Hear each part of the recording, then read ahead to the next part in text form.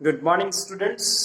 जैसा कि अपना चैप्टर चल रहा है F and D block, class 12 का 8 चैप्टर चल रहा है। तो आज हम ये चैप्टर फिनिश करेंगे और कल हम दूसरा चैप्टर स्टार्ट करेंगे।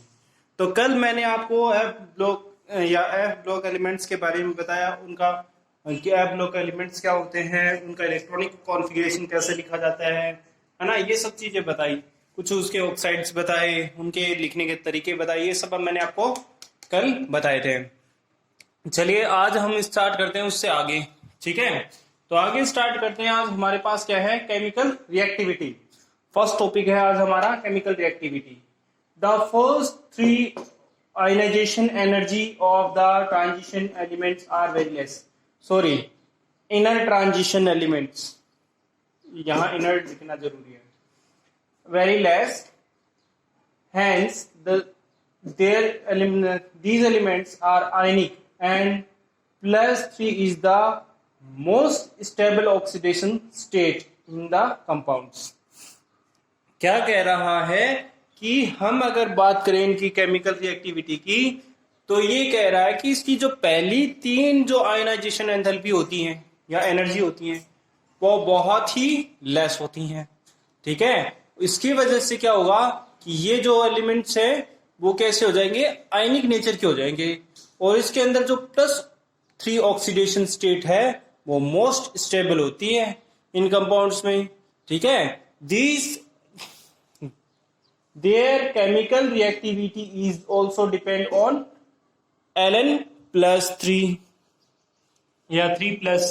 ये बोल रहे हैं कि देखो, जैसा कि हमने इसकी केमिकल रिएक्टिविटी के बारे में अभी पढ़ा है, बोला कि फर्स्ट थ्री आयनाइजेशन एनर्जी है वो क्या होती है, इसकी लेस होती हैं इन एलिमेंट्स की, और इसी की वजह से इसका आयनिक नेचर होता है, इसी की वजह से इसके +3 ऑक्सीडेशन स्टेट है वो मोस्ट स्टेबल होती है। अब क्या कह रहा है कि ये जो मोस्ट या ऑक्सीडेशन स्टेट 3 होना या इसकी फर्स्ट 3 आयनाइजेशन एंथैल्पी लेस होना, उसी की वजह से क्या है, इसकी केमिकल रिएक्टिविटी डिपेंड करती है उसी चीज पे, किस पे, Ln+3 आयन पे। यानी कि यहाँ ऑक्सीडेशन स्टेट कितनी हो गई इसकी, +3, तो इस पे डिपेंड करती है। फिर बोल रहा है सेकंड नेक्स्ट पॉइंट है reducing property. Lanthanoid easily oxidise losing their electrons and act as a strong reducing agent. मतलब क्या कह रहा है कि इसकी जो पहली तीन आयनाइजेशन एंथैल्पी लेस होने की वजह से क्या होता है, ये जल्दी से ऑक्सीडाइज हो जाता है। क्यों? क्योंकि अपने इलेक्ट्रॉन आसानी से छोड़ देगा और दूसरे को रिड्यूस कर देगा, है ना। जैसा कि आपके सामने एग्जांपल है, देखिए यहाँ ये लेंथेनॉइड है Ln, ठीक है। इसने क्या किया, 3 इलेक्ट्रॉन छोड़ दिए, ठीक है। तो ये इलेक्ट्रॉन जिसके साथ भी जुड़ेंगे उसको रिड्यूस कर देंगे और ये खुद क्या हो गया, ऑक्सीडाइज हो गया, खुद ऑक्सीडाइज हो गया और दूसरे को क्या कर देगा, रिड्यूस कर देगा। कैसे? ये अपने इलेक्ट्रॉन उसको देगा, वो इलेक्ट्रॉन एक्सेप्ट करेगा तो रिड्यूस हो जाएगा। आगे आता है electropositive character. These their electron donating capacity is the indication of their strong electropositive character, और metallic nature कह सकते हैं और metallic character कह सकते हैं। देखो फिर से मैं वही बात रिपीट करने जा रहा हूं आपके लिए कि पहली तीन आयनाइजेशन एंथैल्पी लेस होने की वजह से ये क्या करता है, अपने इलेक्ट्रॉन है वो आसानी से ही छोड़ देता है, ठीक है, डोनेट कर देता है, और यही इंडिकेशन है उसके क्या होना, स्ट्रॉन्ग इलेक्ट्रोपॉजिटिव कैरेक्टर होने का, ठीक है। आसानी से छोड़ेगा तभी तो इलेक्ट्रोपॉजिटिव बन पाएगा, अगर नहीं छोड़ेगा तो बहुत मुश्किल से बन पाएगा। तो इसीलिए इसको स्ट्रॉन्ग इलेक्ट्रोपॉजिटिव कहते हैं और इसी की वजह से इसका मेटेलिक नेचर भी होता है। और आगे चलते हैं, आप देखिए reaction with water. These elements react with water and release hydrogen gas. अब देखो ये बोल रहा है कि वाटर के साथ रिएक्ट करेगा लेंथेनॉइड और क्या बना देगा, ये तो लेंथेनॉइड हाइड्रोक्साइड बनाएगा और हाइड्रोजन गैस लिबरेट कर देगा। अब दो बातें मैं आपको खुद बता देता हूं। अगर ये स्लो वाटर के कोल्ड वाटर के साथ अगर रिएक्ट करता है तो रिएक्शन होगी स्लो, और अगर हॉट वाटर के साथ रिएक्ट करता है तो रिएक्शन होगी फास्ट। ठीक है, तो ये दो बातें आपको ध्यान में रखनी है। चलिए आगे स्टार्ट करते हैं। आगे है, बोल रहा है कि reaction with oxygen, these element react with water, react with atmospheric oxygen and forms oxides. क्या बोल रहा है कि एटमॉस्फेरिक ऑक्सीजन के साथ रिएक्ट करेगा और ऑक्साइड बना देगा। देखिए यहाँ 2Ln है प्लस 3O2 है, तो ये 2LnO3 बना दिया, यानी ऑक्साइड्स बना देगा। तो आज हमने स्टार्ट किया, हमारा चैप्टर है वो हमने केमिकल रिएक्टिविटी से स्टार्ट किया है, और अभी तक हमने आपके सामने 1 2 3 4 5 चीजें पढ़ ली हैं। ठीक है, chemical reactivity, reducing property, electropositive character, reaction with water, reaction with oxygen. तो एक बार थोड़ा थोड़ा इनको फिर से रिपीट कर लेते हैं फटाफट। अगर आयनाइजेशन एंथैल्पी पहले वाली 3 कम होंगी, इसकी वजह से ऑक्सीडेशन स्टेट भी इसकी 3 होगी, और इसी से की वजह से इसका जो रिएक्टिविटी है वो इस पर डिपेंड करेगा। फिर बोलता है रिड्यूसिंग नेचर, ये आसानी से अपने इलेक्ट्रॉन डोनेट कर देता है और दूसरे को ऑक्सीडाइज कर देता है। फिर इलेक्ट्रोपॉजिटिव कैरेक्टर, वही सेम बात है, आसानी से इलेक्ट्रॉन छोड़ेगा तो क्या करेगा, इलेक्ट्रोपॉजिटिव कैरेक्टर आ जाएगा, और ये क्या है, मेटेलिक कैरेक्टर भी शो करेगा। वाटर के साथ रिएक्शन करेगा, लैंथेनॉइड हाइड्रोक्साइड बनाएगा और हाइड्रोजन गैस लिबरेट कर देगा, और वो ऑक्सीजन के साथ रिएक्शन करेगा तो एटमॉस्फेरिक ऑक्सीजन के साथ रिएक्शन करेगा तो क्या बनाएगा, लैंथेनॉइड ऑक्साइड बना देगा। चलिए ये तो आज का अभी तक हुआ, आगे देखते हैं आगे हमारा क्या टॉपिक आता है। तो चलिए आगे स्टार्ट करते हैं, देखते हैं आगे हमारे पास आता है। अभी तक हमने पीछे 5 कैरेक्टर पढ़े थे, अब 6ठा कैरेक्टर पढ़ते हैं। वैसे ये 5वां है, वैसे 5वां है, पर मतलब ओवरऑल 6 कैरेक्टर हो गए। तो देखिए 6ठा कैरेक्टर ये हम ये कह सकते हैं, रिएक्शन विद हाइड्रोजन। अगर हाइड्रोजन के साथ रिएक्शन करेगा तो क्या बनाएगा, ऑब्वियस है हाइड्रोजन के साथ कोई भी चीज रिएक्शन करती है तो हाइड्राइड बनाती है।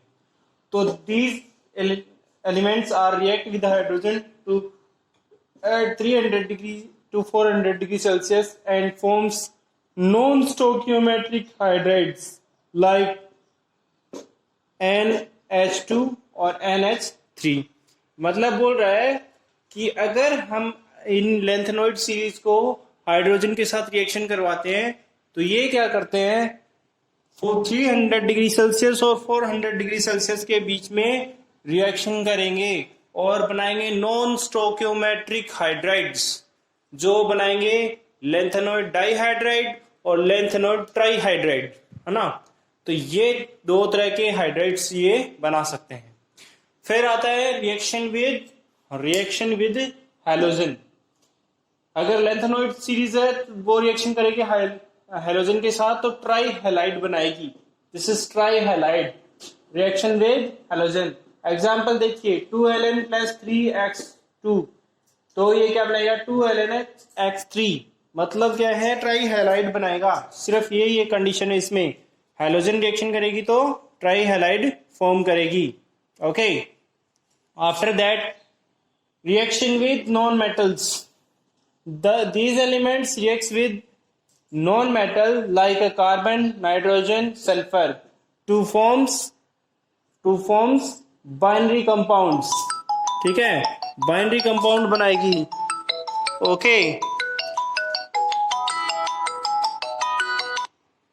ओके बाइनरी कंपाउंड्स बनाएगी।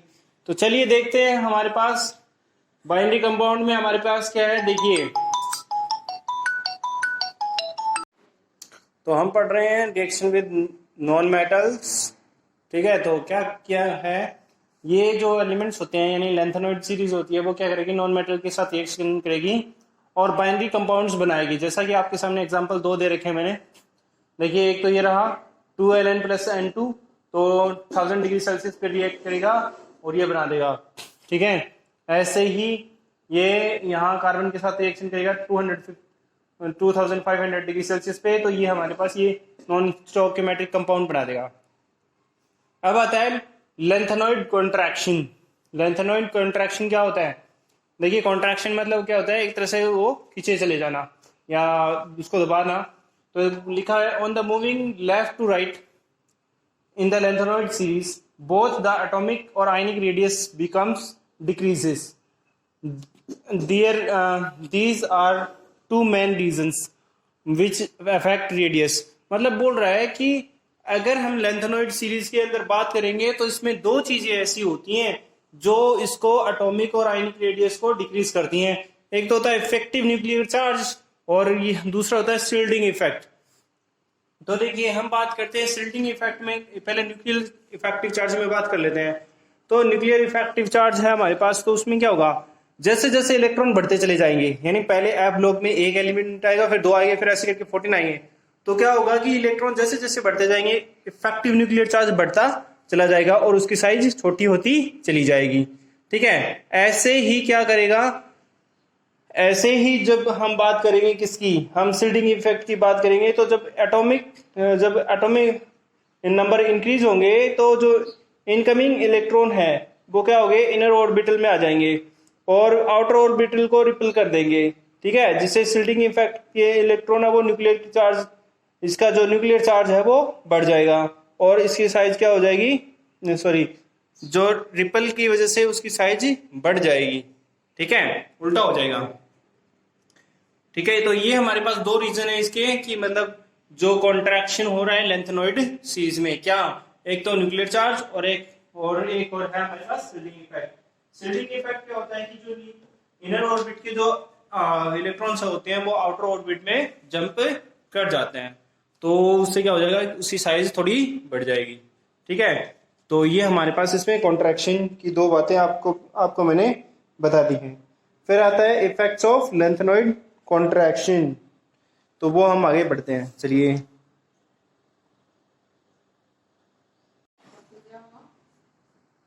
जाऊं कटे को नहीं हो रही। ओके, चलिए स्टार्ट करते हैं आगे। आगे हमारे पास आता है इफेक्ट्स ऑफ लेंथेनॉइड कॉन्ट्रैक्शंस। देखिए पहले है similarity in atomic radius of a group second यानी 4D और ग्रुप थर्ड यानी 5D ट्रांजिशन सीरीज। मतलब कह रहा है कि अगर हम बात करते हैं इफेक्ट्स ऑफ लेंथेनॉइड कॉन्ट्रैक्शन की, तो जैसे हमारे पास ग्रुप थर्ड, सेकंड और थर्ड के जो एलिमेंट्स होते हैं उनमें जो कॉन्ट्रैक्शन होता है, जैसे मतलब वो क्या होते हैं, अगर बात करते हैं सेकंड में तो यहां हमारे पास स्कैंडियम स्टार्ट होता है। ठीक है, तो वहां स्कैंडियम स्टार्ट होता है, तो वो क्या करता है, सबसे पहले स्कैंडियम स्टार्ट होगा और लास्ट में जैसे जैसे मतलब उसके एंड पे चला जाएगा तो 10 इलेक्ट्रॉन्स उसमें फिल होंगे, तो क्या होगा, उसकी साइज कॉन्ट्रैक्शन हो जाती है। वैसे ही इसमें भी कॉन्ट्रैक्शन होता चला जाएगा लेंथेनॉइड सीरीज में।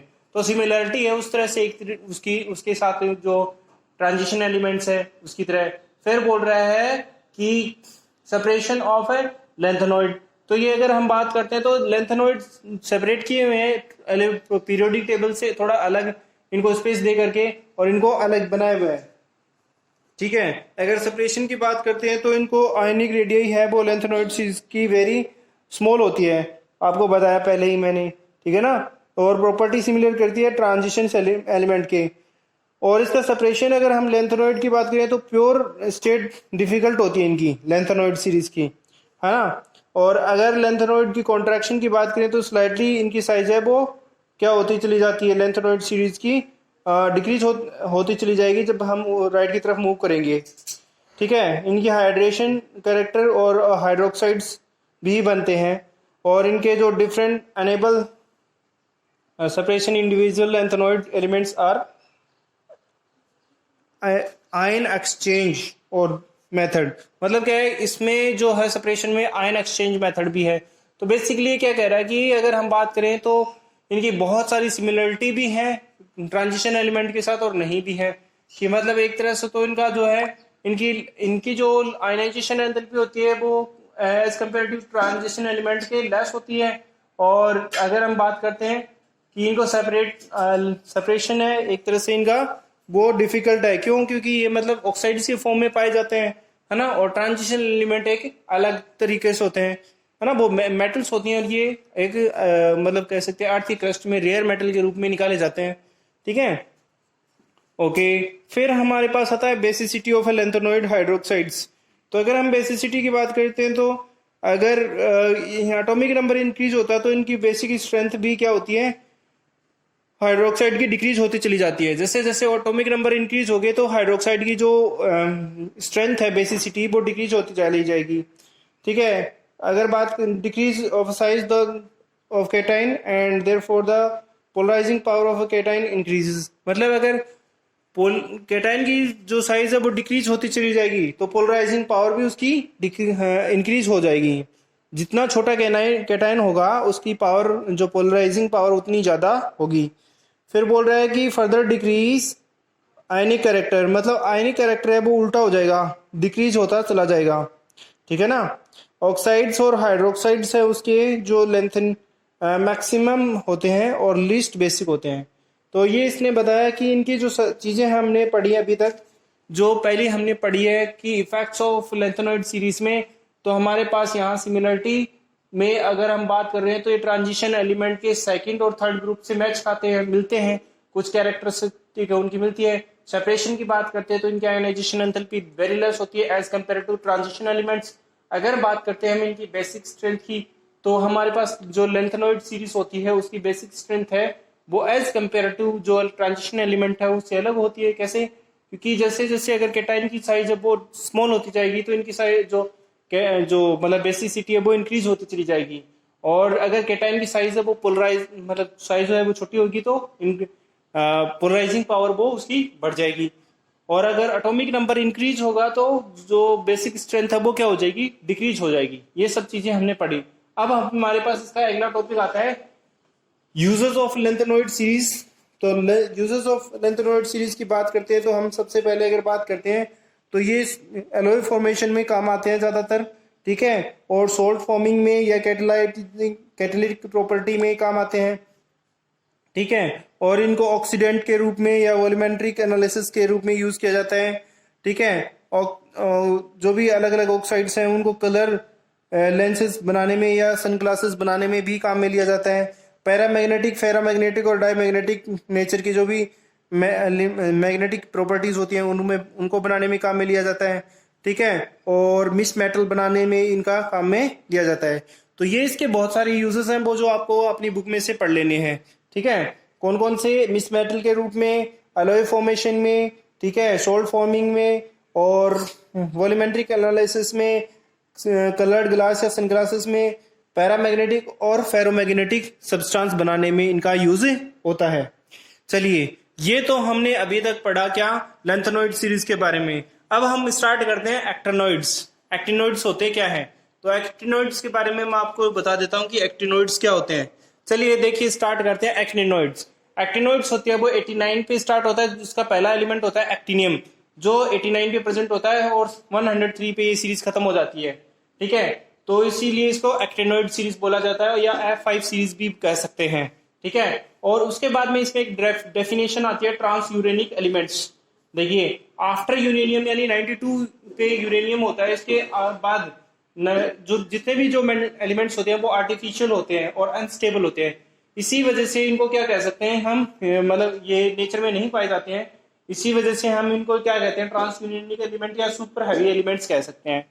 तो देखिए, बेसिकली आपको ज्यादा एक्टिनियम में कुछ ज्यादा दिया हुआ नहीं है अपनी बुक में, तो अपने पास सिर्फ ये दिया हुआ है कि एक्टिनियम होता क्या है। एक्टिनॉइड्स क्या होता है? एक्टिनॉइड्स वो होते हैं जो F5 सीरीज के एलिमेंट्स हैं या जो 89 से 103 के बीच में लाई करते हैं, वो होते हैं एक्टिनॉइड्स।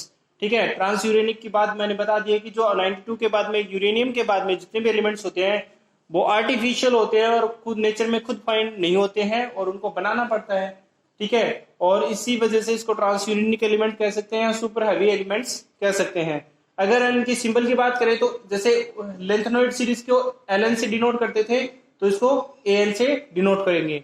अगर इसके इलेक्ट्रॉनिक कॉन्फ़िगरेशन की बात करते हैं तो रेडॉन, ये है रेडॉन, रेडॉन लिख सकते हैं और फिर लिखेंगे 5s 5f 1 to 14, 6d 1 to 10 और 7s 1 to 2, ये लिख सकते हैं। ये इसका इलेक्ट्रॉनिक कॉन्फ़िगरेशन हो गया। ठीक है, ये सारी चीजें इसके बस इतना ही इसके बारे में है। और लास्ट हमारे पास इसके बारे में है तो वो है कंपैरिजन बिटवीन लेंथेनॉइड और एक्टिनॉइड्स। तो मैं आप लोगों को कंपैरिजन बता देता हूं, आप लोग अपनी बुक में से पढ़ के और इसको सबको लिख लेना। तो ये हमारे पास लास्ट टॉपिक है आज और ये चैप्टर हमारा कंप्लीट हो जाएगा। तो लेंथेनॉइड और एक्टिनॉइड्स की बात करते हैं तो हमारे पास जो लेंथेनॉइड है वो बेसिकली हमारे पास +3 ऑक्सीडेशन स्टेट शो करता है, उसके अलावा +2 और +4 भी ऑक्सीडेशन शो कर सकता है। ठीक है, तो इसी तरह हमारे पास जो एक्टिनॉइड्स होते हैं उसके पास हायर ऑक्सीडेशन स्टेट शो करेगा +4 +5 +6 +7 और +3 भी करेगा। ठीक है, अगर बात करेंगे लेंथेनॉइड की तो पैराथेनियम वो क्या करेगा, नॉन रेडियो एक्टिव एलिमेंट्स है, बाकी जो एक्टिनॉइड से सारे रेडियो एक्टिव एलिमेंट्स हैं। ठीक है, ये जो लेंथेनॉइड होते हैं वो ऑक्सोआइंस नहीं बनाते हैं, जबकि एक्टिनॉइड्स ऑक्सोआइंस बनाते हैं। लेंथेनॉइड है वो लेस टेंडेंसी के कॉम्प्लेक्स बनाते हैं और आयनिक कंपाउंड्स होंगे, जबकि एक्टिनॉइड है वो बेसिक नेचर के बनाएंगे। ठीक है, लेंथेनॉइड है वो क्या है, लेंथेनॉइड लेस बेसिक होते हैं, जबकि एक्टिनॉइड मोर बेसिक होंगे। और जो लेंथेनॉइड होंगे वो ट्राई पॉजिटिव आयंस और कलरलेस बनाएंगे, जबकि एक्टिनॉइड्स है वो ट्राई पॉजिटिव आयन और टेट्रा पॉजिटिव आयन बनाएंगे। ठीक है, और कलर्ड आयन बनाएंगे। तो ये इनका डिफरेंसेस आ गया। एक बार मैं फिर से चीजें को रिपीट कर देता हूं आपके सामने, जितनी भी हमने अभी पढ़ी है उनको सबको रिपीट कर देता हूं। देखिए, सबसे पहले हम पढ़ रहे हैं इफेक्ट्स ऑफ लेंथेनॉइड कॉन्ट्रैक्शन। तो उसमें सिमिलरिटी बताया है कि सेकंड और थर्ड ग्रुप में।